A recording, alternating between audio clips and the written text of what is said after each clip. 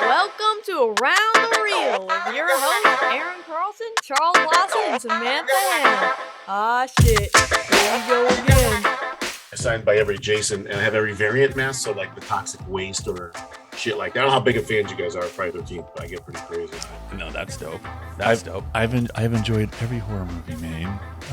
Me too. I don't go extreme memorabilia because I just basically spend all the hours just watching stuff. But no, that's cool. And like I said, I've been stalking some of the stuff that you've been doing as far as the one where you had, was it a kid that came up and asked you to sign the mask with all the other Jason signatures, and you were like, yeah. A female fan said every Jason on there, and that's a lot of money. I've done that mask, and she's like, you need to sign this. I'm like, but it's every Jason. And she's like, well, you're in that mix. I'm like, what? Wow. Like, I felt like unworthy, No, but I'm not gonna say no, No Right. shit. No. Yeah. But I love the fact that it took you a minute. Like you're like, Yeah. you want me to sign this right here. Yeah. And we were in a restaurant in Monster Bay. Everyone's watching too, so it's kind of weird, but cool, I guess, right? That's very cool. It is very cool. I mean, all this shit is awesome if you're alpha nerd like I am too. Yeah. I mean, we're all nerds. But when it comes to horror icons, I mean, how do you not love them? Well, You love them. we all love them. How do we know? Let's see. You've done your Friday the 13th. We're in the middle of making a Michael Myers fan film. Yes, I mean, we we are. all love horror movies. We do. So you saw the end of Roseblood, obviously. Yes. Yeah. Yes. Which is fantastic. Since you're making a Michael fan, I'm dying to hear what you thought of that. That ending is actually what really makes the movie stand out to me. I didn't see it coming. You know what I mean? Yeah. So then when it hits and you hear that music, you're like, oh shit. Dude, that's dope. Mike and Brent Edgett, who plays Michael, I said, hey, listen, like Michael doesn't move or show emotion either, just Jason, but Jason's going to be Kane Jason. So he's going to be breathing and powerful. So I need you to do something to show the camera you're ready. Yeah. So he's like, I've been working on this knife flip. I don't know how he does it, bro. He had the mask on. There was fire everywhere. And he did that little knife flip with his thing. To me, that was Michael saying, I'm ready. Yeah, like I'm badass. Let's go, motherfucker. Yeah. Good shit, dude. Yeah, it was fantastic, man. That's a super fun ending. Super fun. Actually, the whole movie's really cool. And Did you stick around for the end credits? Sorry. I don't know if I did. Oh shit, did I miss something, bro? Oh, you did. Dude, you didn't tell me it was a Marvel movie. I didn't know. Come on. We don't fuck around up in here, bro. God damn it. Okay, well, I'll go back. I don't want to say it now. I want you to watch it. Okay, no, I will. Right after the show. I'll put it on. Yep. Well, that's cool, Yeah. man. Well, Hey, if shit. you want- Okay, well. If you want, you could pull it up right here. I know I And we could. can react. I know. We can react to it. I could. Well, the problem is only he can pull it up. Yeah, I can only pull it up. Oh, you can't see it? I Yeah, can't see it. He's on his We're home on screen. separate screens. Yeah. Oh, He would. We're in the same Don't worry room. about it. Don't worry about it then. Okay, Yeah. no, we'll watch it though. We'll watch it. Yeah. I definitely got to see it now. So Well, shit. this is funny. This is different. Peter Anthony has joined us today for Around the Reel. Peter, welcome to Around the Reel. Thank you. And usually you come in and we're babbling, between myself and Aaron and Sam, and we have a conversation for like 10 minutes before we finally get to you. But you jumped in the middle of our conversation talking about filming our stuff right now, and so we've just kept the conversation rolling with you. And shit, we totally started talking to you before we introduced who you were. So it's the True show. fans. It's how True we roll. fan. Yeah, that's how we roll. I'm tired of shit though. oh fuck, dude. We were filming late last night, day one of our second part. We're doing a 3-part like limited series of Michael, and we have 3 different filmmakers. I did part 1. Ryan Smith, another buddy of ours, is doing part 2, and Chuck's doing 3. And it's this kind of tied all our little stories together to tell this little saga of Michael. And that's what. How do I support that? Is it? There's any campaign for that or no? No, we're just doing a YouTube. That's That's just us. We were able to get a lot of the talent up here in Pacific Northwest, some big names to help us out, getting this thing locked in and done. Where are you in the Pacific Northwest? We're up in Gig Harbor, Washington. So yeah, Gig Harbor, Tacoma area. Yeah. You know where we shot Vengeance and Roseblood, right? That was up a little up north, I believe, from Up us. in Woodinville. Woodinville. Yeah. Okay. Yeah. So and because we used I was gonna say, who was in Vengeance with him? Well, you got Carl Covington. Yeah, Carl Covington. Yeah, he's joining us for chapter 3. Yep. Amy DiLorenzo was in chapter 1. Yep. Some other locals. Yeah, we got Raymond Powers in the first one with us too. Yeah, so we got some motherfuckers in our movie. And then Aaron Carlson over here talking all the smack is in chapter 2, worked with Ryan Smith. He put down the camera, he put down the script. Yep. Should have read it first, but he was only acting. In chapter 2. So this weekend is Aaron's only thing he's doing is acting. He's not gaffing. He's not doing shit. As being an independent filmmaker, we do everything. Yeah, not directing, not doing nothing, not behind the camera. It's weird. We did 8 days. We shot the movie. So 16 hours every day and 21 hours the last day. And it wasn't until like day 2 or I don't even remember. I slept 12 hours in 8 days, I think. And I remember, like you said, so we're setting up the room and the lighting and boom, boom. All right, go. This is what you're looking for. Is your vision? Hey, Pete, you're up because I'm the general. Yeah. And I'm like, oh, I don't even know my lines. I know their fucking lines. I know. Yeah, I know. It's crazy, dude, right? And it's your movie, and you're just like, shit, I don't know the fucking lines. That happens to be all the time. All the time. So I didn't like the way I was in like when you see me first come in. I was literally, I just threw the suit on me and I walked in. I was terrible. I got a little better as the movie went on, I thought, but I wasn't like into it. I was just so into everything else. Yeah, your mind is everywhere. It's hard to make that transition. Mm-hmm. We were paying homage to our heroine of the movie is Nancy, Kendra McDermott. Mm-hmm. She's awesome, and she is. She's not like anybody else I've dealt with when it comes to acting. She's sitting there. She's very funny, so she's sitting there cracking jokes and making all these things. And there's a scene out, where all of a sudden she just starts, she's hysterical. She's crying. She's falling down. She's tears coming down her face. And she flipped the switch and started from laughing her ass off within 30 seconds to crying and just completely gone. And I'm like that. How the see? This is why I don't think I want to act because I can't fantastic. do what they do. Yeah, she's fantastic. It's just keep me behind the camera. It's intimidating as shit to watch. Let's need me put on a mask and scare somebody. I got that. As a semi actor, just done my own thing for like 8 films. Yeah, I think being honest, having a major loss in your life, which almost everybody has at one point, is where I would draw from on that. That's where I feel like that's why Sanaya is amazing. She hasn't had anybody, I don't think a grandparent die. Yeah. You know what I'm saying? So like, or a dog. So like, I don't know how she could just cry like that. So for me, I think when you get older, it's easier because more things have happened. That's a good point. Yeah. That's an absolutely good point. As Aaron would say, our vaginas open up as we get older. Yeah. It's true, man. It's true for me. Yep. Shit's hard. He said, I think between doing Sam's documentary, The Giant Pacific Octopus, editing that, and then starting the edit for what we've filmed so far for my Say Goodbye feature about a man dying of cancer, he's like, I've really found my inner vagina, guys, and I want to thank you for that because it's made me more sensitive as a person. I'm like, you're talking about it. I don't think you're very sensitive. Yeah, man. Well, I'm glad you're here because this is going to be a good conversation, and I'm super excited to talk to you, and the timing is perfect since we're doing a fan film and picking your brain about the process you had, because that to me is the most exciting part. Because when I started this idea with the first screenplay I wrote before Ryan and Chuck jumped on to write theirs, I was always somewhat hesitant to do a fan film, I guess. Even though when we started making movies like 20 years back, first big movie we ever did was a fan film for a video game, Right. But that was me just trying to, I got a DV camera, so let's go make some shit. I had no idea what the fuck I was doing, but we made something. It was terrible, but it's still fun to go back. If you take guns in the woods, cops show up. Yeah, pretty much.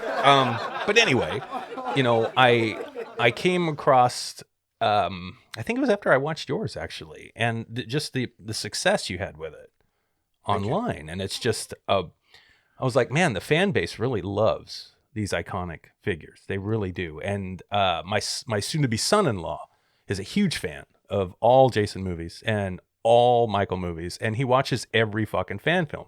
So I told him about Roseblood. He's like, oh no, that's badass. I watched that. And I was like, dude, you didn't even told me. I had no idea. So, I mean, there's a huge fan base for this, man. Seriously. So before you started this Friday the 13th film, what got you into filmmaking, first of all? And then why did you go a fan film route on this one? So I guess it starts with going to conventions, right? Okay. So I would go to horror conventions and, I'd go all out. I mean, so like I have shadow boxes of every single, that's part 7. That's dude. A mask, a VHS, a machete, a picture, and the 11x17 of every single one. That's part 6. Fuck. I have 4 right here. I have 3 right here. So I was like super fan, like go nuts with stuff. Okay. Let me fix this.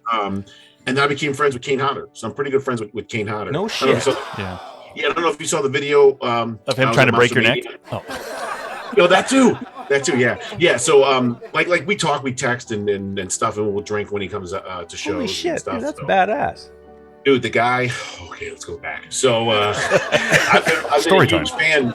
Yeah, so it's like when I remember part 8. So I'm 45 now. Mm-hmm. So I remember part 8. Like I wasn't. What is it? NC-17. I wasn't 17 then. Okay. So I remember back in the day, you had the newspapers and they tell you the times. Yeah, you had to go look and find the time of the fucking movie So stars. Yeah. I would look. I'm like, Mom, we're gonna go see the movie. She's like, Oh, what are you gonna see? I'm like, Look, I'll never forget Mac and Me. Remember that fucking Mac movie? and Me, dude. Yes. Yeah. So the fucking it started like 10 minutes, like before Jason or after Jason or whatever the fuck. So we're like, oh yeah, I go see Mac and Me. You go in, and then nobody watches you once you're in the corridor. Right. So yeah, like you we can go got whatever out. movie you wanted to. Yeah, I used to bounce. We used to bounce all day sometimes. Oh yeah. Yeah. So we snuck into 8, and I saw 8, and I remember 7, Kane Hodder. I'm like, the fucking name is just cool as hell. Yeah. And I don't even like 8, but I like Kane in 8. And then I went to go see him at a Rock and Shock in Massachusetts. And dude, the dude pulled me out of line. What's up? I was lifting then. I was in a lot better shape. He said I looked like The Rock, and it was a whole bunch of shit. And then he pulled me out of line, and I had my knee replaced. I had a blood clot. I had to have filters put in. It was a big deal. So I was kind of limping a little. And he's like, "What's wrong with your leg?" And I was like, "It's a fucking long story. I don't want to play the victim, but whatever. It's fucked up." And he's like, "Oh," so he signs 8 things. He goes, "You're good." I said, "What do you mean? I owe you money?" He's like, "No, you're good. Next time I see him, sit here." Sat with him the whole show. Next time I saw him, VIP tickets, and we're eating dinner. What the fuck? Why fucking me? Yeah, dude. I didn't even blow him. Because you I had don't know. you had a bum leg. Yeah. And you offered to pay. to. You always offer to pay. Yeah. maybe he's holding on something on for a rain check or something later. Yeah. What am I going to say? No, say Yeah, yes. you can't say no to Kane Hodder. Like, Yeah, Kane it's gonna be Hodder, like, come over oh, here. shit, fuck. I got you. I'll take one for the team, bro. I got you. Yeah. So anyways, the fan film started happening. You ever see the movie Voorhees? I don't think I saw that one. No, I don't think so either. Yeah. Kind of involved with that one a little bit. Okay. And then Vengeance. You're familiar with that one? Yes, I know that one. So then Jason Brooks hit me up. He's like, "Dude, I like your marketing style or whatever for Voorhees." He's like, "Why don't you want to come over here?" I'm like, "Fuck yeah!" And then we came over there, and then me, Jason, and Jules, we started getting all the stars. We signed Steve Dash, we signed CJ, we started signing all these people, and then it got bigger and bigger. And I was doing good with the marketing and the online. Mm-hmm. And we were trying to get Kane to be the final prisoner to face off with Jason, but Kane won't do a fan film. He won't do a non-SAG film. Mm-hmm. Okay. So they said, "Hey, you want to do the prisoner?" I'm like, "Fuck yeah!" So I was that prisoner face off with Jason at the end of it. Yeah. Yeah. Okay. My big ass head when I was face to face with him, and then Thanks for the profile.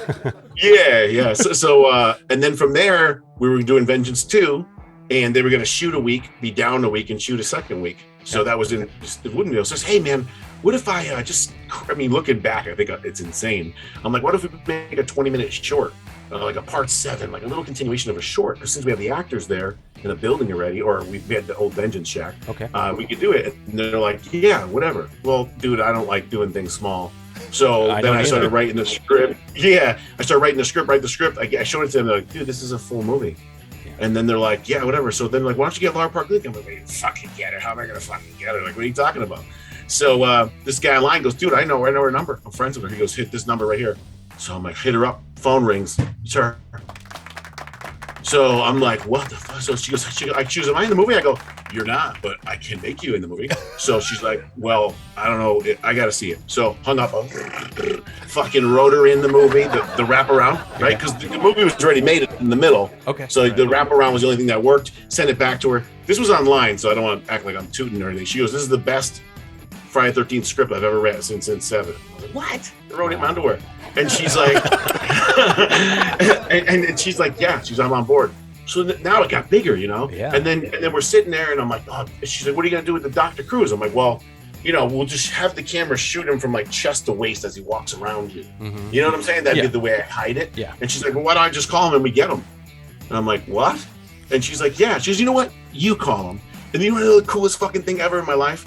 She, how you can forward contacts from your phone? Yes. She forwarded his name in her fucking phone is Bad News Cruz. Wow, I swear to God, dude. Yeah. That's gangster shit. Gangster. So I called him up. I've told the story so many times, but he's like, "I'm on board, Peter. Whatever you want to do is I'll do." And then I'm like, "Well, fuck it. Let's go for the third." Is Kevin, because all these people Kevin and Lar were alive, Mm-hmm. and people were like, "Oh, Terry's dead." I'm like, "Yeah, but I don't want to give it away, but you know, it works with her in her mind, you know." Right. So we got all three, and then bang, the fundraiser fucking went through the roof, and now all of a sudden, it's on me. You know, everything. I mean, everything. Every single prop, every outfit, every word, everything, every Indiegogo, everything was all down to the last detail. I had all this shit. I had skids in my house that I created that I sent to Seattle. This is this room. If you look at when the Dr. Cruz and Lar have their scene, the shit on the wall, that's from part 7. Is that from 7? That's dope. Yeah. So we tried to make it as real as we could. Sorry, long story. But No, it's not. That's the whole point of having a show, is to share stories. Yes, sir. If we just sat here and looked at each other, it would be awkward. Well, How did you guys get into it? I want to know about how you guys. Well, yeah, filmmaking in general for us. God, dude, that was just us and our love for movies in general. I've been a creative guy my entire life since I was a kid, you know. But it was finding the right medium to tell my stories. That's well, you know, I when I was a kid, I used to draw a lot. I did like comic books, you know, like storyboarding basically. But I was making comics, you know, telling these stupid stories. And then when I ran across a camera one day, I would think it was about 2000, 2001. I was like, holy shit, you can make movies on these new computers? It's like, fuck, Windows Movie Maker. Yeah. That's what it was, brother. And then we started and we just tried to make some shit. We sucked, but we just learned as we went. And Did you know there's a button on the camera to turn on the microphone so you can actually listen to what have was said? some audio? Yeah, we didn't know that though. Yeah, I had no idea.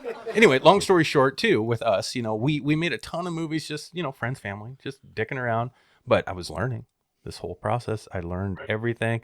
Started to find out there's other people out there doing the same thing I was doing. Yeah. And Chuck was with me this whole time, and he's like, "Yeah, dude, we could probably make some movies." And then lo and behold, here we are. Now movies are on Tubi TV and streaming platforms everywhere, and we're like, "Holy shit, this is fucking cool," you know. And now we're trying to do something else. We want to build a YouTube channel. So what better way to do it than make a fan film? Yeah. What better way? That's kind of what got us into the fan film thing right now. Yeah, when we were originally thinking about this, it was a short idea. So it was like, you know, practice. I'm sorry, before I jump into that, you asked what got us into it. So when I was a teenager in high school, I would sit there and girls would walk up and look over my shoulder, and I'm drawing like Chip and Dale from, you know, Disney shit and just, you know, this cute stuff. And then I'd turn the page and work on my next project, which is the guy and his whole fucking body's melting from being set on fire. So they're like, "What is wrong with you?" And, you know, the general consensus is there's a lot. But so I was always swore one day I was going to be a Disney animator or be a special effects guy. Yeah. And when I was young, I didn't have the discipline on it. You know, I didn't even know what Fangoria magazine was until I met Chuck. Yeah. And then he was like, "Dude, really? I got these magazines," and he'd send me them over. And I'm like, "Dude, this From Beyond, bro? What, From Beyond?" I'm looking at all this shit. I'm like, "HP Lovecraft, this is crazy." No, that magazine was a shit, Chuck. I remember you showing me that. And that's how the love relationship began. You didn't know where the conventions were, at least for me, without that fucking magazine, because there was no online. Yeah. Right. Yeah. That magazine told you where they were. See, and I had no idea the community was so big like that. Never did. I just, only horror people I knew went to the movies. That was it. That's all I knew. Yep, that was it. We actually, the funny thing is as much as we understand everything that goes on within the world, we always think sheltered for some reason. Like, you know, we did not realize how big the film community in the Northwest was until, you know, 2 years after we actually started pushing to become, instead of doing the family stuff and doing things for friends and, you know, entertaining people for ourselves, and we were challenged to do something that adults would want to watch that doesn't have, you know, mainly kids in it. Right. You know, cheap labor. Yep. Our children. Not other people's children. They're not cheap labor. Sorry, don't fucking sue me. Yeah, it's just, but once we realized that, and we're challenged that basically, it took 7 years to make the film, unfortunately, but we did it, and people were enjoyed by it. And going back and watching it now, we both sit there and be like, "Okay, cut." Yeah, the cut. Okay, cut. Yeah. Jesus Christ. Okay, we ran that scene too long. Yeah. So it was a learning curve, but after that, everything that's gone from since has just been one step up and one step better. Yeah, absolutely. That's the learning's huge. You know what you were talking about? So I never wrote before, never directed. I don't know how to turn on camera. I still don't. I hear you. I just get the best director of photography that I can get and tell them the vision. I just lead the vision. That's it. That's beautiful. So thanks. Oh man, what the fuck? No, too many drugs in my younger life. We're getting old, man. What'd you just say, Chuck? Which part about the building and getting better with each one? The ladder. Oh, getting better and stuff like that.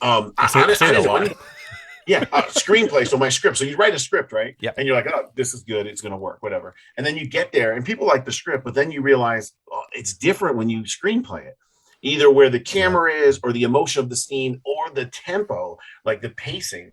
So you're like, oh, I got to cut this. So there was, like you said, I did a lot of cutting. Like this scene was 3 minutes, a minute. You know, this was 5 minutes, 2 minutes. Right. This was, they're like, some people are like, no, but he says, I mean, that don't work. It's 7 seconds, you know, like you realized. And now if I wrote the next time, I can write more screenplay-ish into it, because before I was writing just like a book and you're like, well, he didn't turn, he's not looking at him, like shit like that is right. different. No, I'm with you. Yeah, that's why screenplay award is totally different than writing, than directing. It sure is. It sure is. And I come from a novel background. I wrote 2 fiction novels, and when I first started writing screenplays, it's the same way. And I still kind of do it. That's but it helps the actors. I tend to think it does, but God, there's a lot of description in between the things, but it helps the actors know exactly what he's thinking. Yeah, but I want it to sound cool when you're reading it. You know what I mean? Other directors have told, because I was the same way when I wrote the first one, the Roseblood, the first time, and the DP and other directors that are my friends, like, you don't do that. You don't put all the information in there. I'm like, yeah, but I need to let them know where he's coming from. Right. So they're like, well, you don't do it. So you know what I did? I made fucking actor cards. I wrote, this is how you feel here. This is why you feel this way. And this is where you're trying to go. That's beautiful. Right? And I mean, those are the notes they need to have. You just got to get them to them some way, or whatever way you can. I totally agree. It's funny that you say that. Totally agree. You know, people send us scripts to read, and they're already pre-prepped scripts. So they're like shot lists are mixed in. Yeah. You know, settings, locations, even sometimes. And for me, if somebody's sending me a script for the first time to read, it's hard for me to read that script because there's too much fucking information that's not keeping me in the storyline to find out if I'm reading a good story. That is absolutely right. Yeah. I couldn't agree more, Chuck. And I think that's why I continue to fight that norm of the way of doing it. Because when someone sends me a story, I want a story. Yeah. I want to feel it. I want to put myself there when I'm reading it. No different than I do a novel. I want to know and feel the places, the characters. So I give a fuck. Yeah. I don't want all the technical jargon in there of the camera's shifting this way, panning right. And I don't need that shit. I don't need that shit. Let my brain do that. Let me see what my brain tells me with these words you put on this paper, and then we can figure that other shit out. I want to love the story. But I appreciate that though too, because that means that's how far along they are and where they are in their process. And, yes. And the fact that they have all that already figured in. They have that kind of stuff figured out, which is good. It is good. So the producer nerd side of me is appreciative of that stuff. I get it. But the creative story guy on this side is like, okay, just skip this part right here. Okay, we're going to start reading again. Well, how nice is it though when you read a good story like that and you tell the guy or a gal and you're like, holy shit, that was badass. Great job. All right, so where you at in it? And they're like, oh, here's some more shit. And then they send you all that stuff. Right. Then I'm like, holy shit, that's even better surprise. These guys are ready to go. Right. That's how I kind of when they would ask me questions, I'm like so ready, because I have like the backstory of the fucking backstory of the backstory of all of them. So let me tell you about his aunt. Yeah. You're familiar with the Duke in the movie, right? Which one is it? Is that the black guy? The black guy with the hat? Yes, with the hat, yes. You remember part 9? That's where he's from? Oh, no, I don't. Oh, yeah. So in Jason Goes to Hell, the Duke, who's a badass, who tells the sheriff to suck his dick and he'd bang his chicks. That's why he had that. Holy shit, I forgot about that. Yeah, and then at the end, and 9, which 9 sucks, but people have fans, he takes his cuffs out, he cuffs Jason, and he goes, don't you remember me? So then I was like, we're going to show why he says that. When Julian gets his fucking face ripped off, he's like, you're gonna fucking remember me. And we added it to tie the movies together. Yeah. Okay, and he's like, why would I say that? I'm like, well, you're saying it because he killed your friend. And then if you notice, when he picked up the phone and he called his wife, whatever, girlfriend, and he's like, hey, where's my son? Oh, he's boxing again. Oh, boxing. His son is Julius from part 8 that gets his head knocked off when he's boxing. You see what I mean? Okay, that's the beauty. So you're a huge fan of Friday the 13th. Yo, see, I didn't catch any of those Easter eggs because I've seen all the movies, but I'm not that in depth, dude. Great job. And in part 9, he's a bounty hunter. So if you look at his desk, he has old school bounty hunter wanted posters everywhere. Yeah. So it took his friend dying, and then later his son dying to become this nut bounty hunter that was already implanted in his head to become that dude. Okay. You know what I'm saying? Gotcha. Yeah. Oh man, it's fun shit. Dude. Now I gotta go watch all those movies again. I know. Yeah, it's very cool. Now, one last one because I'm all excited. Okay, go. Did you? Because people go, hey man, people love Michael at the end. Some people don't like it because they go, well, why? I don't understand why you just threw him in at the end. And I said, he's been in the movie the whole time. And they're like, what do you mean? So did you know he was in the movie the whole time? No, I didn't. Now, what the fuck did I miss, dude? Fucking go. Let's get a fucking bag of Coke. Let's fucking get crazy. No, we don't do that anymore. We're old. You say? Get me a bag of Coke. I have a heart attack. Or I'm too fucking old for that I'm old shit. too. I'll probably die too. Now. Chuck just needs some juice. Just some juice. Get a juice box and maybe we'll sit down and watch a movie. Yeah, just some juice. Juice box like a caffeine. Grandkids are the best things to have. You get to sit down again and start watching shit all over again. And some Jello. You're good. So when Rose, you don't see the TV, right? They put the VHS in. Yes. And they said, Rose is sleeping at this moment, and her parents were slaughtered. And you're like, oh, what's going on? That's Michael. She manifested Michael in her dreams. Oh. And Michael killed her parents. And then they said, you want to bring that thing here? That's and then the it. general goes, we could raise an army of these things. And every time something was major said, that word I just said, we play at the end. So then later on, they put her in the room to try to get her to manifest. You don't see what's in there. Right. What comes through the door? The kitchen knife. The kitchen knife. Michael's kitchen knife. And that's why Rose goes, it's not my blood. And one of the military guys in there goes, he has no face. And you're thinking, oh, someone's face got ripped off. No. Yeah. He's a white, faceless emotion guy. face. And then if you look, when she's right, she's like nuts, right? Controlled with a red pen. Hit the last screen there and pause it. She's drawing Michael with his lapel and his mask, killing everyone in the room. Wow, dude. So her power was to always bring Michael, but she couldn't do it until she got the shot. She could only do it one red eye. She got the two red eyes, and then she could pull bring him him through. back Then she could and do that. So he's always been there. He's been her manifestation, just like that's why the word manifest is used throughout the movie. Just like Tina's manifestation is Jason. I got you. See, and I'm watching it just thinking it's Jason the whole time when she's trying to conjure, basically. You know what I mean? That's you totally fucked me. I totally missed it, dude. Dude, that's fucking dope. Cooler now, though, right? Yes, it's cooler now. Yeah, yeah, that's totally fun. So you're tying in both these fucking franchises really well. That's fun as fuck, dude. Did you like the nostalgia? You were wearing that fucking commando shirt, so you got to like all the nostalgia shit. Well, yeah, I do. Let's party. He's dressed for the weekend. He won't take his shirt off. No, That's his shirt that he's wearing for chapter 2. Yeah, I'm hunting down Michael Myers, basically. Me and the other characters playing John Megason. He's playing my son in The Shape, and we're chasing Michael down in part 2 because he killed my daughter. So I get to play one of those hard asses like you kind of played in this movie, like badass, like an ex special ops guy. But I've got the denim jacket on and the fucking commando let's party shirt. I'm fucking around with an AK-47. Let's go, Michael. That's how tall are you? I'm 6'1". Oh yeah, that works.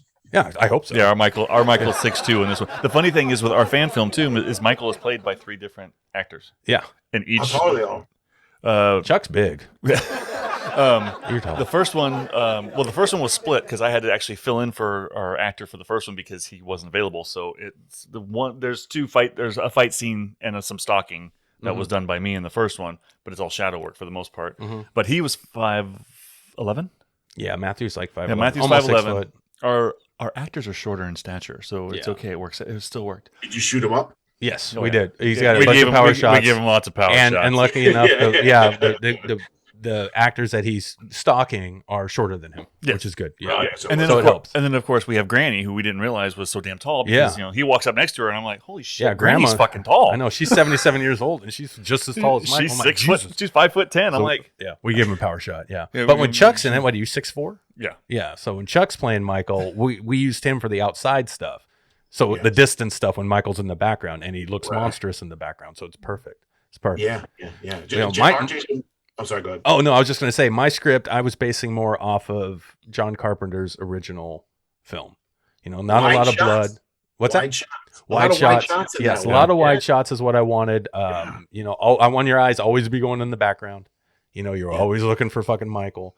And I wanted to tie in. Well, I'm a fan of Halloween 2 quite a bit. Yeah. I liked the storyline with him going back for his other sister. Yeah. I actually love that storyline. I do. And I don't mind the new ones either. I think it's cool that they've disconnected that, but I loved it. So I always wanted to go back to Michael because of the whole tagline, the night he came home.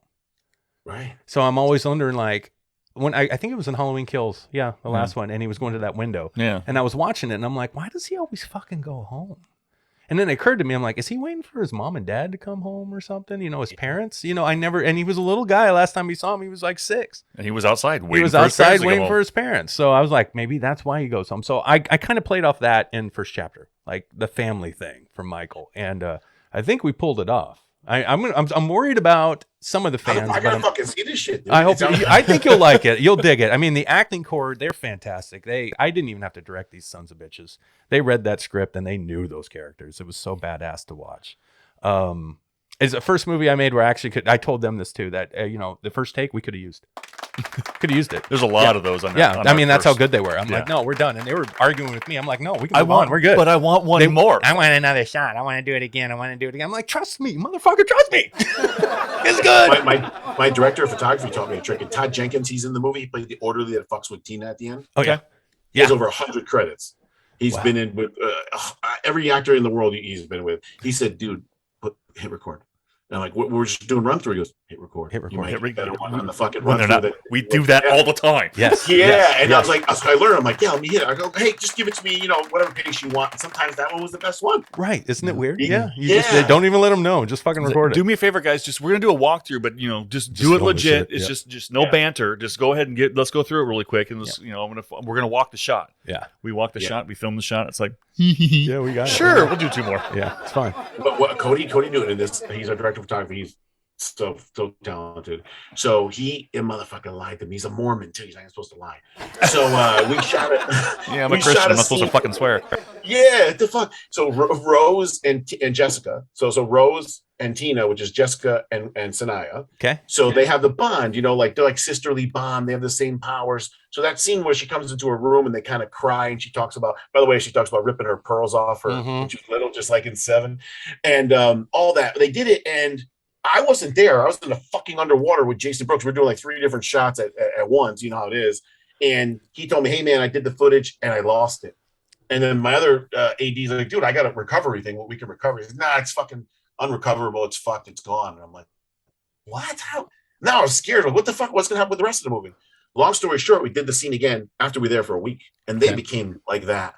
And the second time they did it, at night and day. And then when the whole movie's over, we're about to premiere. He goes, I just want to let you know on something. I never lost the footage. Wow. I just didn't want them to know that. So I just told them that so they would do it again and they were better. I'm like, Once they got some continuity. Badass. Yeah. I want to be mad at him, but what a fucking genius. It's brilliant. Well, It's brilliant. It's funny. Our 2 actresses in chapter 1, the longer our shoot went through the week, because we shot through the weekend, Yeah. but the more that they were together, they were bonding. And I'm like, break them up. Somebody fucking swear at somebody. I mean, this isn't going to work. I know. Knock it off. You're getting friendly. Yeah, they were too They're friendly. like, we should do a story together where we're friends. And I'm like, can we not talk about that now? yeah, you hate each other right now. Yeah. Don't do that shit. You're messing with my brain. Yeah, it's funny. It's funny. What's your favorite Friday the 13th film? Yeah, bro. Which one? 4. 4. It's Final the last chapter? Last of the scary ones. Yeah. And the story's just phenomenal. You It's care about the fitted. characters. Yeah. You know what I'm saying? So Yeah. I got it on the wall over here. Ted White signed the real knife.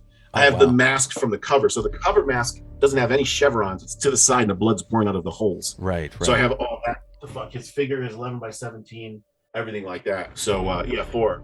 To me, it's 4 then 6. What about you guys? Okay, I'm right with you on 4. Yeah. That ending of that is that Feldman? That's Corey Feldman. Yeah. Yeah. 4 is the one that Yeah. made me want to Yeah. be a special effects guy. Yeah, I mean, I'll Yeah. never forget that Amazing. fucking machete, The in fall. head, and The then fall. the fall, and it's fucking going. And I'm the like, slurry. Dude, people say, what's your favorite kill? And I'm like, part 4. And they're like, which one? I'm like, Jason. Yeah, You Jason. never think about his fucking dude, it's brutal coming out and shit. I know. Yeah, It's dude. fucking brutal. My favorite, which I would say second favorite, would be I love 7. I absolutely love 7. I got it as number. Yeah. I got it as number 3. Okay, yeah. I fucking love that storyline. It was the first time I got to see Jason get pissed off because he can't get this bitch, and she's a badass. She's fucking with him, and by the end of the movie, he's just fucking like, I want to kill this bitch. It's so good, And it's that is what started the more heavy breathing that you see from Yes. Jason as the stories went on later on. he was getting his ass was like, handed "You to him. fuckers. It's so fun, but that's my favorite kill of all time is the sleeping bag, and I think everybody loves that one. But that is the best fucking kill to me. The best 15 minutes of any Friday 13th movie is the last 15 with Tina versus Kane. Yes. I mean, dude, his stunt work is fucking phenomenal. It's insane. Dude, they drop a fucking roof on the dude. There's no like safety, no nothing. Go back and watch it. His head hits the front stairs and he goes down the stairs. He got 3 stitches, he got knocked out. So then he goes through the stairs, falling backwards. Then he Yes. falls to the ground. Then he gets choked. Then he gets electrocuted in the water. Then he gets the nails. Then he had the longest on fire stunt scene for that time. For a guy who almost died from fucking fire burns. Wow. I mean, it was just absolutely amazing. But the story's kind of, when you go back, when you watch it when you're older, a little weak until the end. But did you notice? It's on Facebook too. I intertwined the two. when the lab technician's in the room hiding in the closet, he reaches in Roseblood, he reaches in a box and pulls out the horn from Seven. We recreated it, we 3D printed it. Oh, wow. Which is the horn that got stuck in the guy's eye. Yes. And then he leans against the wall. It's the exact footage, second for second. Don't get me fucking going. Shot for shot as Maddie, who loses her earrings and goes into the barn in Seven. And there's a blue storm light coming from outside. So we had the blue light on Jason's side and then him white. And it matches exactly. I took them both and blended them. I'll send it to you. That's awesome. That is awesome. Dude, and everyone, like, you guys are super fans like me. I'm like, no, it's got to be this way. And they're like, why? I'm like, because I fucking know. I totally get it, dude. I fucking get it. Yeah. Dude, you make it even more exciting. It's fun to see people and what they gravitate to. You know what I mean? And what they're really passionate about. And you are passionate about fucking Jason Voorhees, bro. I can feel it from you. It's so cool to see. Because I have my passion in certain ways, in certain characters, certain films, or whatever. And I totally dig all the Friday the 13th movies. I love the genre. I love Jason, but not like you, man. It's different. I mean, every Easter egg, all the details you see. Well, it's great. It's great. No, but I mean, you can spit knowledge about something from action movies that we couldn't. Absolutely. Yeah, everybody's got their thing. Everybody's got their thing. Yeah, but it's fun when you hear somebody else talking about something that you're like, well, fuck, I need to go back and watch these motherfuckers because my man knows all the shit. I know. Good. It's cool.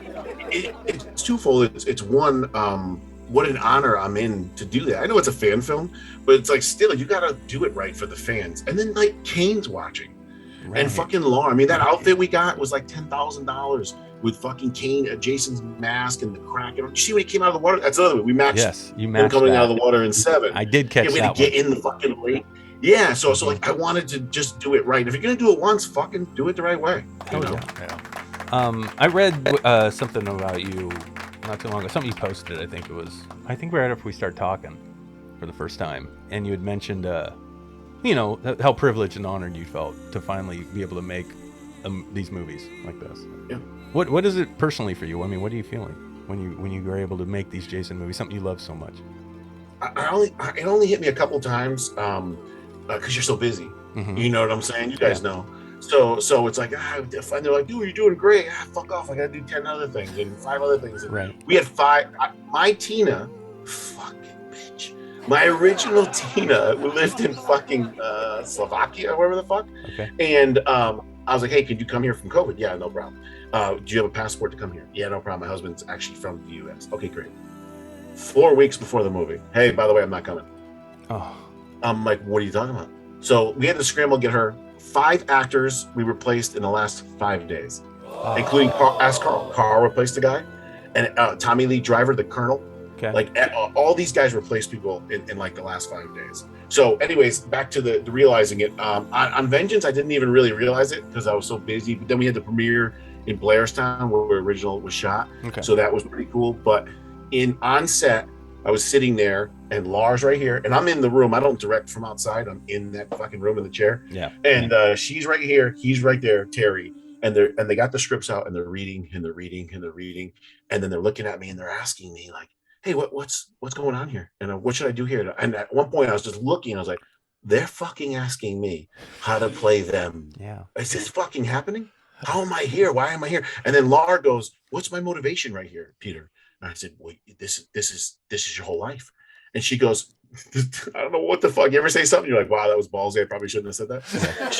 She goes, I get it. It's like Tina, it's been 30 years, her whole life. I go, no, Laura, this is your whole life. Your whole character, everyone watching, everything you've done for 35 years, this is it. And I just turned and walked away. And then I was like, what? I was like, what the fuck did I say? And then she was like, yes. And I was like, holy shit, it worked. So that was a moment. And then at the premiere, we got a standing ovation. It was just, you guys made movies, the culmination of all the hard work and camaraderie. That was a big moment. Yeah, that's beautiful, man. Yeah, it can kick in the balls when you let it settle. Yeah. You really feel it like, damn. I've had moments like that. That's why I asked. You know what's messed up with me? I don't know if you guys, if you're a perfectionist like me, it doesn't mean I'm perfect. I just want to always be perfect. Yeah. So now you do that. And when that hits me, that holy shit, everyone loves it. Look how good you did.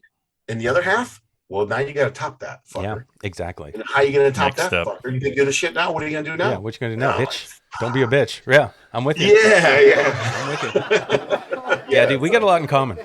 Yeah. Yeah, we do. It's funny. You were talking earlier about you wanting to donate to our campaign. Thank you, by the way. Yeah, that's very nice of you. Because when we started this idea, when Aaron and Matthew were talking, his soon-to-be son-in-law, Mhm. Matthew, soon-to-be son-in-law. Don't make it too long to be son-in-law. Yeah, don't be So like me. you're getting married, I'm assuming? No, Matthew hopefully will be marrying his daughter. Yeah, my dad. Oh, my God. Yeah, he's playing Michael. Yeah. Okay. Anyway. But it was our idea because he's just this huge fan, and so we decided we were doing this as an attempt to grow our YouTube channel. That's it. We wanted subscribers so they'd watch the pod because we have the podcast on the YouTube channel, Mm-hmm. and we know horror fans are very loyal, Yes. and we have a horror mindset also. Yes. Even though the horror guy made a faith-based film to start with, don't ask me how that happened. Right. Wife. Right. So that's what we were looking for. We were just looking at doing something a short, 20 minutes, just something to put out there for people to come and pay attention to our channel. Yeah. That was what we were shooting for. We weren't shooting for doing something more. So the fact that it's now morphed into chapter 1, chapter 2 by Ryan Smith, and chapter 3 by me. Yeah, we've no, got it. No problem, no challenge there. We've got a feature between the three films. Right. Yeah. I was just going to ask you how long they are. They're about 30-something minutes each? 40 Yeah, minutes mine each? turned out the locked cut is about 24 minutes.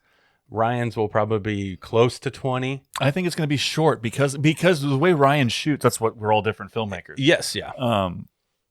And we're all different storytellers. And Ryan does a lot of oneers. Uh-huh. So he'll carry 15, 20 seconds through an entire shot, not doing a cutaway. Yeah. So I think that's going to make his pace go a lot faster. So I It think could. we were thinking that we were going to be close to an hour and a half. We'll probably be close to an hour and 10. That's what I'm thinking. Yeah. Yeah.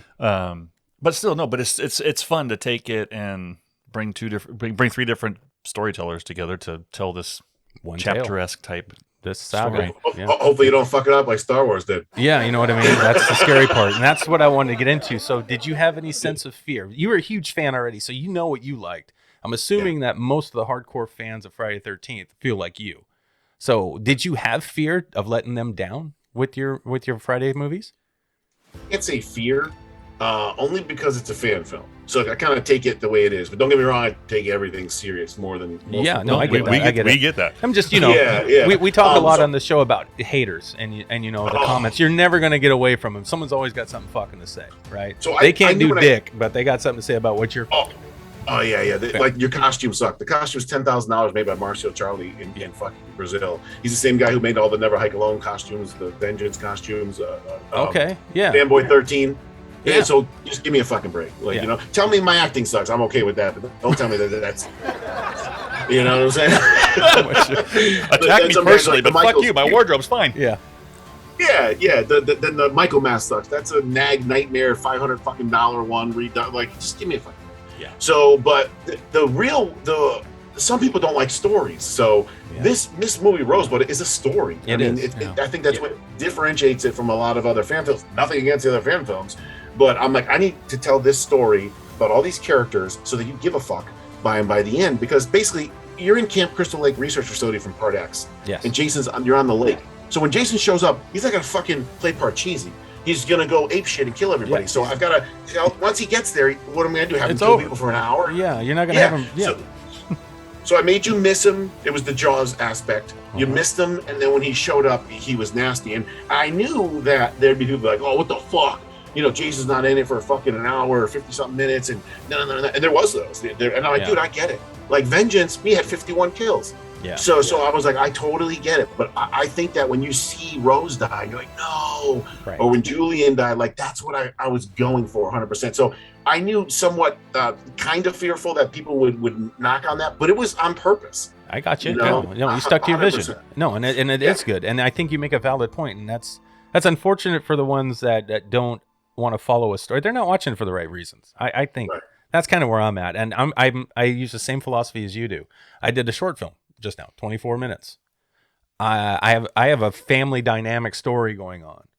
Michael just happens to be there because I want you to care about these motherfuckers that are about to be hunted down by the devil himself, right?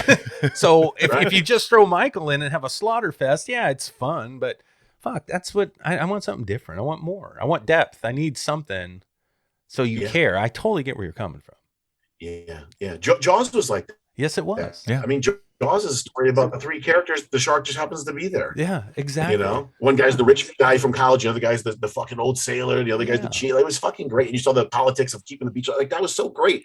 It was a story in its own without the shark. Absolutely. I couldn't agree more with you. Yeah, it's an old school filmmaking tactic. I mean, I shouldn't say tactic, style. Yeah. You know, those older movies, you never even got to see the monster in most of those movies back in the day. And they always scared the shit out of me. And sometimes, until the very end, you never saw anything. You just saw the attack, the motion, the arm, the leg, whatever it was, or the appendage that came off of whatever. Yeah. Did you guys see the Psycho, what's it called? 112 from 120 or whatever the hell it's called? You guys ever see that documentary? No, I have not. Dude. What's that called? What is it? Write that down. I don't have my notepad numbers. Look at write this down. A Psycho shower scene documentary. Okay. So he took 120 cuts from 12 different shots when she's stabbed.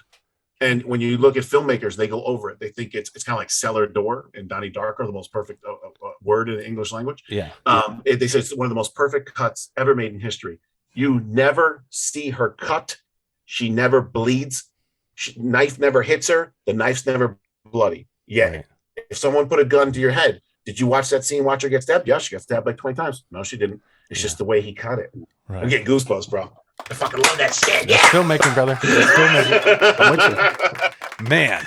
We gotta make a movie together. I'm telling you. Yeah. Wait, now where are you out of? Connecticut. Far. Okay, so it's almost dinner time. Yeah, I was just at my parents building a desk. We had pizza, so I'm good. And I was sitting there. I go, Ma, I gotta go. I got this podcast. She's like, have they talked to you? I'm like, they didn't send anything, but I'm pretty sure they're still on for me. So. Yeah, we got you. We got you. I know Samantha, our other host, who's not here today. She's been battling this pinched nerve for like over a month. It's kicking her ass. Yeah. So she's the one that does all the scheduling, and this last week's she's been battling. But we finally getting her to the doctor, so hopefully we get some answers for her. And we're sorry we didn't get the day before follow up to you. However, we were a little busy because we're making our own shit. Yeah. But I'm sure you can appreciate that we forgot. We didn't forget about you. We knew you were coming up. It's just like, hey, anybody sitting there 5? Oh yeah, we got it. I was like, man, I hope Peter didn't forget. I was like, we sent you an invite, and I'm sitting here. I'm like, oh, maybe he forgot. I'm gonna see if he's on Messenger real quick. Yeah, I saw your green light on. I'm like, I'm gonna send this motherfucker a message real quick. The green light on? Fuck, I gotta shut that off. Yeah, you gotta shut that off, bro, because I knew you were on there, man. I knew you were on there. Everybody text me when I'm on. People always hit me up on. You guys know this, right? They're like, hey, man, we got this fucking idea. And you're like, yeah, what's that? You're like, we're gonna get a Medusa, a fucking dildo, and Jason. And you're like, what? Yeah, and he's keeping a fucking kid. And you're like, dude, he's like, it's the best thing ever. I'm sending it to you. I'm like, man, I have no time. Please don't. Yeah. Please, I'm sure you guys get that. Please don't send me that. I can't read that right now. I'm rearranging my sock drawer. I'll talk to you later. Bye. And then they get mad at you. They get pissed. You're a fucking dick. I gotta wash my hair, bro. Yeah. It's so stupid. And we're all bald, by the way. Aaron just wears a hat. Yeah, I do wear a hat. Transition for a second into your acting in the film. I loved your character. It reminded me of so many 80s style badasses back in the day. So, and I know, like you said, when I first saw you, I'm like, dude, okay, this guy's fucking ripped. He's a big dude, he don't fuck around. Then I see you in the general suit, and I'm like, oh, he's a badass. Your acting is spot on, by the way. Oh, thanks, man. It's fucking kicked ass to me. In fact, you were like my favorite character. You really? You drove me as a filmmaker, as a director. Yeah. When you're on screen, that's where my eyes went. Oh man, you're getting free fucking DVDs and posters. Oh, dude, I love it. Well, seriously, it was great. It's fucking great, and you did a great job. So, have you acted a lot, or was this just by necessity? Well, I mean, what'd you have to do? No, I mean, I'm kind of like you. So when me and my brother were like 10 years old, we used to make radio stations and record it.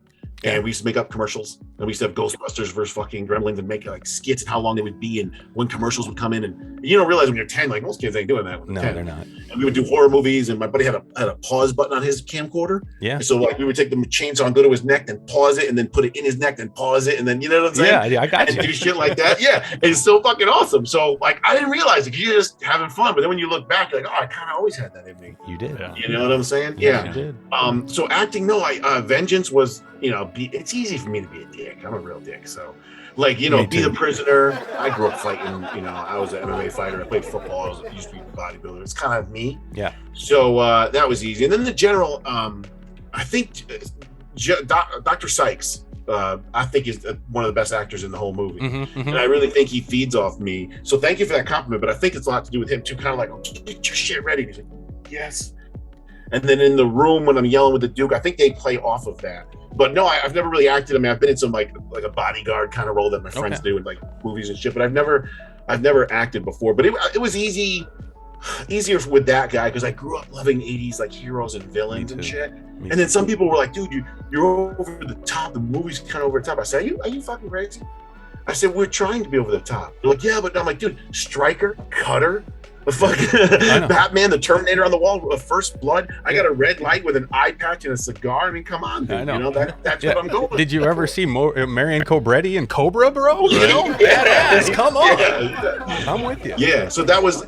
So I guess it was easier because we grew up with that. Yes. So it's just I'm gonna fit that character, I love it. In fact, I demand to have shots like I was just doing notes with my our composer here and sound designer. Oh yeah, dope. Oh, you even got one, bro. There you go. The eyeball too. Oh, dude, that's gangster. Yeah. Wow. Yeah. I got awesome. We made like 100 of them. I gave them to all. I bought them all and gave them all to all my. They Hold paid on a me. minute. Sorry. You can make those? Yes. I didn't know that. This chick, yeah. Thanks, Peter, by the way. Thank you. I got to get one. I'm going to have to fucking stare at a fucking Aaron Carlson doll. You know what I need one for? Yeah. Look behind me, buddy. You see that poster back there? Yeah. Yeah, it's kind of blurred out, though. It says The Outrider. Outrider. Okay, that's our feature we released in 2019. It's still on Tubi. It's still on Tubi. Kicking ass on Tubi. It's actually making us more money on Tubi than it is on Amazon. I know. That's on Tubi? Yeah, we shot that with one camera, a couple can lights, and a lot of our friends who weren't actors who we made actors. And they kick ass in that. It's a supernatural film noir that I wrote. And it's different, but I play a detective named Marcus Ford, who gets wrapped up in all this kind of spiritual, religious war that's going on between Satan and I love the name Marcus Ford. Marcus fucking Ford, right? Names mean a lot to me, like Dr. Frederick Sykes. Like I love shit like that. Yes, you need a good fucking badass name. Yeah. I want one of those. I want a Marcus Ford doll, bro. I got one. Why are you staring at me like? Because we gotta figure out how to with all your. Don't bring me the info. Yeah, I need the info, bro. You're killing me. No, I gotta get one. That's fucking pimp. Dude, I want a doll, bro. I want an action figure, bro. I don't know, Peter, if you can still hear us, but yeah, he had a great name, Marcus Ford, and he names the sub character under him Pastor Paul. Well, every single character, I'll send you the pictures. I'll send you pictures of all of them, but there's our Jason. Oh, shit. Yeah, and remember Vengeance when I squared off with Jason Brooks? There it is. Okay, dude, these are fucking great. Yeah, man, they get you pussy, too. I know. I can feel mine, dude. I'm all moist right now. I want a Marcus Ford one. I gotta get one. All right, I'm gonna look it up after the show, dude. Peter. I gotta find it. I didn't know you could make those. Yeah, they're like, it depends on who you go through. They could be like $65, $80 depending on like if you like. My guys had weapons. Yeah. MP Strang had the suitcase. The Duke had the hat and shit. Like, yeah. Fuck, that's cool as shit, dude. Wow. Yeah. Super fun. Yeah, dude, you were a hell of an actor in there, and you made a hell of a movie. You really did. How long did it take you guys to shoot that, by the way? 8 days. 8 days. Okay, that's right. That's what you said. 8 days. 8 days, yeah. One day that's we had banging it out. 132 shots in one day. Wow. Damn. Fuck me. Yeah. That's good work. The great thing is that Sean Lutz has built that whole fucking building for us. It's 40 feet tall by 60 feet long by 30 feet wide. Wow. That sounds like a building I'm going to build. Yeah. So like when I envisioned the room, he showed me pictures of what the drawing would be. Mm-hmm. So I'm like, how do we make it better? Okay, we put name tags on the room and they slide in and out. You could be the same room. Right. And then, she's going to have like Mariah Carey posters and then they'll all be in 11, 17 holders and we could all swap out 11, 17 holders. You know what I'm saying? And then the beds, okay, hers is pink, hers is red. We just swap the sheets constantly. And then, okay, we're done with this room. We paint it black. And then we do a day here, then we go back to that. Like we had it all figured out. Yeah, otherwise, to shoot an hour and a half of a movie in 8 days is fucking tough. Yeah, it is. That's remarkable, buddy. That's filmmaking, though. Yeah, that's filmmaking. Just keeping it rolling, man. Keeping it rolling. So you're this whole movie, the 3 parts, isn't even out, right? You don't have other Halloween. No. Our chapter 1 releases this Wednesday. That would be March 30th, 7 p.m. Pacific Standard Time. So put that down. You're going to join us at 10 o'clock on your time, and That's CCC Entertainment Group YouTube channel, please. Yeah. March 30th, 10 p.m. your time? Yeah. 7 7 p.m. our time. 1 a.m. my time? 1 a.m. 10. our time. 10 p.m. your time. Is it 10 p.m.? We have a 3-hour difference with him? Jesus Christ, man! It's he's in America. He's not in. He's not. Oh, been. yeah. He's He's not not in the been. UK. Some of our talent that has joined us has been in the UK or further. Yeah. Where it's like it's 6.5 hours difference. It's like, where the fuck the half come from? A lot of Friday 13th fans in England and UK. Yeah, I know. I know. That's Yeah. another reason why it's going to be kind of cool to see what people think. I can't wait. I'm so excited to see what people say. I got a cool twist in the end of this one. I want to see if people will like it or not. So did you know? So when Jason and Michael show off and then they fight and go to hell. Yeah. And basically Jason beats Michael. Mm-hmm. And I tried to do an homage to Freddy vs. Jason. If you remember Freddy vs. Jason, you see the walking with the big boots and the machete and stuff, and you think it's Jason, but it's actually Freddy. Yeah. So Right. that's what we did. We played the Halloween music with the knife through Rose. So you thought it was Michael until the camera shifts to Jason. Yes. So that was an homage to that. The other one where Kelly Ellison, who plays Sanchez, which me writing after Aliens for Vasquez. Yes, exactly. Vasquez. I was going to say. Yeah. That floor, we had to buy 2 $800 plexiglass pieces and cut the floor out and put it in. Our buddy Ryan Race, who's the second camera, was under there. It was like 10 degrees shooting up. That's an homage to part 3 where the guy was on his hands and he gets chopped in half. Oh, chopped in half. Yep. If you notice, her bullet fell out. Did you notice that? Yes, I did. Yes, Okay, I did. That was fucking cool too. That's fun. It's fun. Yeah, she was. Yeah, the bullet swallow. Yeah, it's fun. That was like last minute. I'm like, dude, didn't she have the bullet in her stomach? Yeah. And they're like, yeah. Like, what if we throw it on the ground? You know how it works.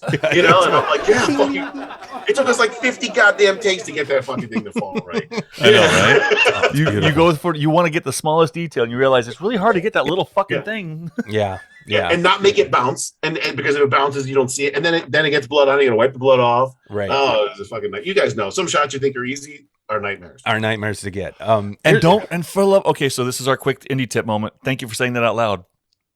Don't get stuck. If you can't get the shot, make the adjustment and move on. I don't know. Just move on. I've been on sets and not just ours of dealing with stuff, and it's like you're stuck. You can't get the shot. It's like do something else. We'll come back to it. Yeah. It's like it's not like we're going to tear this down right now. We'll go do something else. We'll come back and we'll figure it out. Yeah. We folded Kelly nude, everything on her from her flower to her top, everything on there for that shot. And that shot was supposed to be the weed eater. You always want to see the weed eater kill from 7. Like really terrible. We had all the guts in there made. The Amos effects made that for 2 days by hand. We filled it with all kinds of tubes and shit and blood and we're like, oh, this is gonna be the shit. We hung it from chains so it wouldn't move. Guess the fuck what? The goddamn weed eater doesn't cut through the fucking skin. It just bounces. I got the tape. Bounces.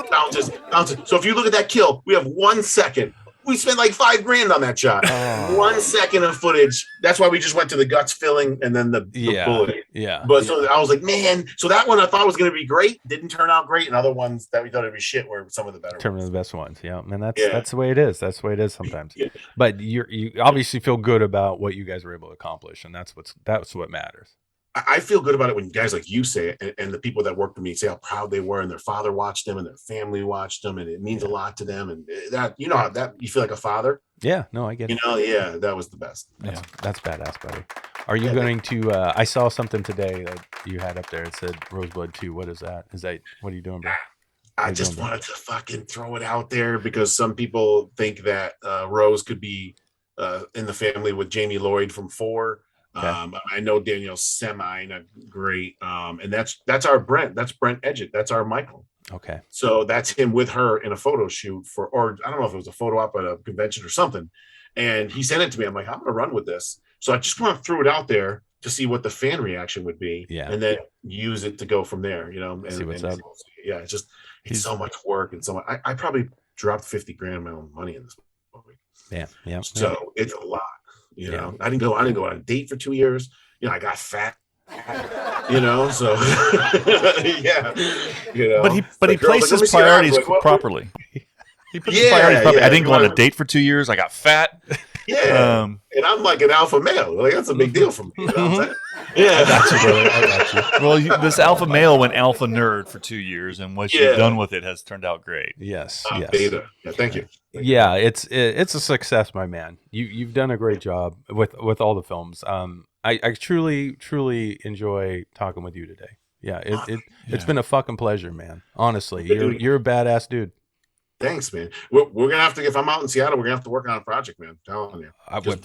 We're always down. We're always down to fucking figure yeah. something out. We're working with some other filmmakers right now too, from up north, trying to do something maybe even bigger next year. Yeah. We'll see how that works out. But it's not always about what we can do as our own company, but how we can help other people too. That's what we are trying to do, because there's a lot of shit that I see that I don't like in the filmmaking community. I don't like it, Peter. I don't like it.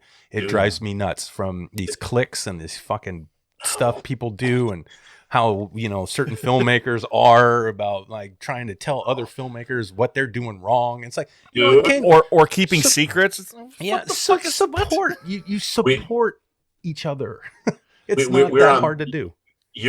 I know exactly who the fuck you're talking about and where you're talking about. I'm pretty sure with where you went with that. But we have a group of people that hates all fan films, that makes fan films, and they fucking knock the fuck out of us and everybody else. And you're a piece of shit, and you're a fucking idiot. I mean, we had them calling cops, telling them we were pedophiles. Oh, because we were on TikTok. Yeah, and then they're like, "Well, you're a fucking racist piece of shit." I'm fucking half Spanish. My mom's born in Cuba. You fucking idiot. Half the movie is Spanish and blacks. Kevin Spiritus is gay. Like, what the fuck are you talking about? I know. Aaron questions why I always try and get a diverse cast. Yeah. Yeah. You can't call me racist. I don't care how fucking white I am. Yeah, that's Chuck's alibi. Whatever. But the important thing is they all work for me. Yeah. So anyways, but what bothers me? For free. I go to these shows like Monster Mania and all these conventions. Yeah. And it's love, man. It is a family. Everybody. I mean, people are sick. I write them cards. I check on them. Like, it's so different when you go there. And there's a certain clique, like you said, and faction of people that just want to fucking hate. Yeah. And hate on this and hate on, and the people that follow them drives me crazy. It's weird. That's not what this is about. No. You make a good point. You've got all those people going to those fan things, and they all have some commonality. They all love the same stuff, right? Well, we're all filmmakers. Yeah. Why don't we all get along? What the fuck? Why do I feel like, can't we all just get along? I mean, what's going on, dude? Okay, it doesn't make any sense. I'm going to jump producer for a second and go back a couple of podcasts with one of our last guests and talking about the Insane Clown Posse. He did this giant documentary on them. Yeah. I didn't watch the documentary because coming from the entertainment industry on the security side of things, I was like, those guys were a fucking pain in the ass. Okay. I didn't like doing, so I didn't even watch the documentary. And after talking to this guy and seeing some of the clips of the documentary, I'm like, I should have fucking watched it. It's fucking great. Because they are. It's just like, if you're an outsider and you walk up on bikers and you talk shit, you're a dumbass. Mm-hmm. If a biker walks up on you and you're in trouble, they will have your back and you will instantly become family. Same thing with Samoans. Same thing with anybody who has this weird type of mentality that everybody gets given as far as being bad or evil or aggressive or all these types of things. Man, fuck that. I mean, some of the most times I felt like someone's family is when somebody has come to help me that I didn't ask for help, but are the type of the people that you would not think would come to you. Yeah. And that's awesome. Yeah. And they're so diverse. I mean, look at me. I'm like a former bodybuilder, football player. You wouldn't think I fit in with the fucking horror convention crowd. Right. I'm the biggest fucking geek. I'm sitting there with the monster from fucking Creep Show, and I fucking love that shit. Dude. You know what's so funny? Cool. It is weird. See, and getting to know people is the trick. Yeah. Like I could honestly say when you see a picture of you for the first time, you're going, oh, look at this meathead motherfucker. Look at this thick guy. Look how badass he's got his tight t-shirt on. Whatever. Yeah. No, and then I meet you, and then you see you, and you've got this smile on your face like a fucking kid, dude. Yeah. You were the nicest dude. And you can't keep trying. You can't wipe it off. You can't wipe it off. Yeah. No, you're not that guy, and that's that bullshit. That's that online bullshit. People's perceptions are so fucked. Yeah, that they don't even give it a chance. Nah. The only thing. It's like you said, will you make it then? Well, I'd make one better. I would do this and I would do that. I'm like, dude, I don't even like you. Go ahead and make it and I'll fucking watch it. Yeah, exactly. You know what I'm saying? Yeah, stop talking. Walk the walk, motherfucker. Show me what Show me something then. Do it. The only thing I don't want to do, if I were ever to, experience Peter in person, would be the kid behind him at a horror con. Would you fucking move? I can't see around your big ass. There's a shot of you in a line somewhere, and I'm like, I just can't admit, right behind you, like the picture cut off right behind you. I was like, I can just see a kid just right behind you being like, this big dopey mother, get the fuck out the way. Funny, dude, and Jason Brooks dwarfs me. I mean, he's not bodybuilder big, but he's just a big motherfucker. He's a like big boy. 6'5 3/4", big ass fucking hands and Yeah. feet and shit. You know what I'm saying? Yeah. So he always makes fun of me. He calls me shorty, and I call him baby arms. Baby arms, big hands. Oh Yeah. man, dude. And I'm like 5'11". I'm just like regular. You know? That's dope, man. Yeah. Dude, it's been an absolute pleasure. Thank you Same here, for man. hanging out with us today, man. Seriously. And, good luck on everything that you're doing. Seriously. Same with you. So what channel is he going to be on March 30th at 10 p.m. my time? And that would be our CCC Entertainment Group YouTube channel. That's CCC Entertainment Group. There you go. Yeah, 7 p.m. We're going to release our first chapter of The Shape, and we'll see what Are people you do. doing it episodic? Yes. Yeah. Yeah, Okay. So we just finished. We're getting sound and music back from composer tomorrow. Yep. Aaron's already redone and recolored the cut for Yeah. getting everything ready I on think that. I think I locked color. I think we're and good. we're shooting chapter 2 this weekend. Yeah. And then chapter 3 we'll end up probably shooting in May just to get everybody schedules dialed in. yeah, so if everything Plus works, some of the stupid stuff I want to try and pull off in it. right. If everything works out, we should be able to release one episode every month for the next 3 months. How are you gonna do the color on all three, or they're gonna be different? Well, I'm going to be talking to the second director now about that. Now, I'm going to I offered my editing services because I love editing to him. I know he can do it, but he hates editing and it takes him forever. And I'm like, if we want to get these movies out, we got to edit this shit. So, but I know he's doing his own CG because I know he loves that. And we'll see about his coloring. Now, he's great with lighting. He has his own, he's got his own eye, his own feel.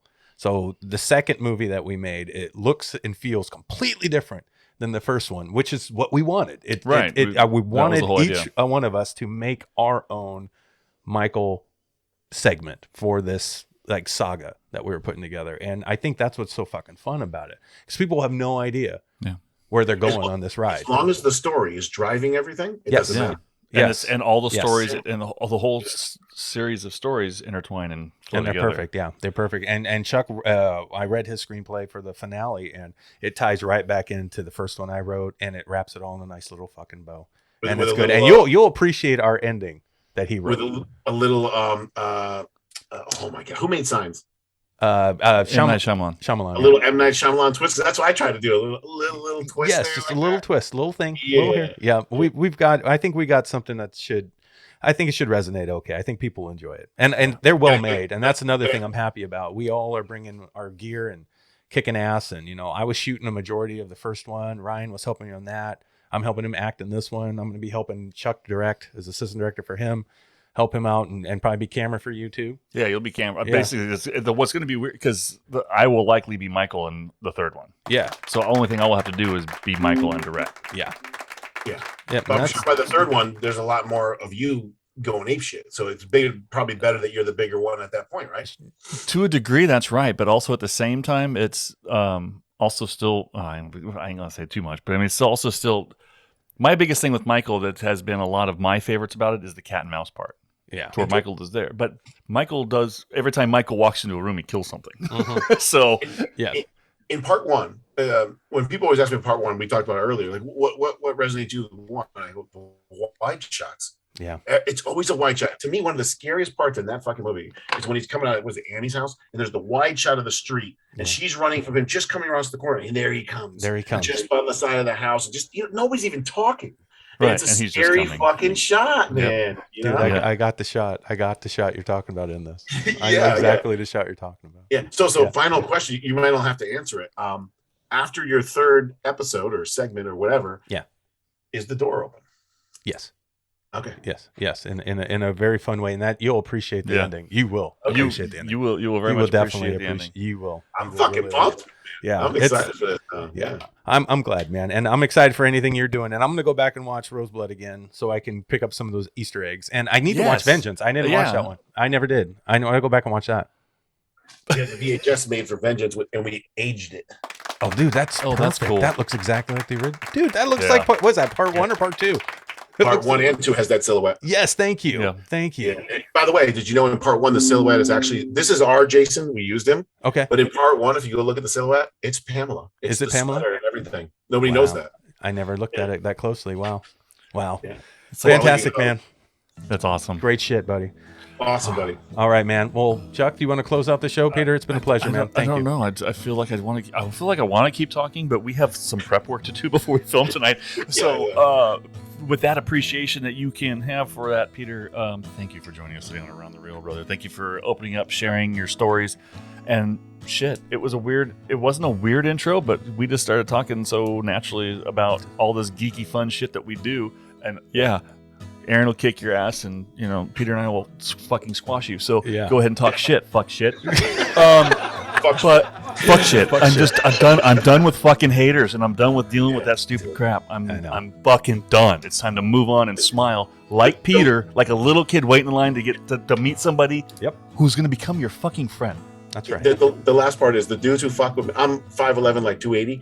They're like 5'7", 130. And I'm just like, guy, come on. You're like, come on. Yeah. Yeah. And I'm 6'4", 258 and dropping. Yep. And they just got done watching Rocky and they kicked somebody's ass. You're like, shut the fuck up. Oh, we're going to bring up old Eddie Murphy stuff? Check it out. Check it out, bro. Dude, it's Cobra. Yeah, man. That's what you do. Yeah. Well, we're going to end the show by babbling off like we started the show, talking about all the fun shit. So everybody out there, remember, think hard, because you're thinking anywhere. All right. We'll see everybody later. So, Peter, See tell you guys me, later, man. do you look good in blood? For those of you that want to be a guest on Around the Reel, please email Sam at aroundthereel253@gmail.com. That's aroundthereel253@gmail.com. Not Messenger. Do not message Aaron on Messenger, because then he has to send you a message that says email Sam at aroundthereel253@gmail.com. That's aroundthereel253@gmail.com. How come they can't just message me again? Because nobody wants to fucking talk to you. Can anybody reach out? That's an artist, filmmaker, actor? If you're an artist of any kind, we want to hear from you. But we are going to vet the crap out of you. We don't care if you make millions of dollars in Hollywood or if you're just beginning your career in the art industry. We don't care. So everybody that wants to be on Around the Reel, yes, we want you. That's aroundthereel253@gmail.com.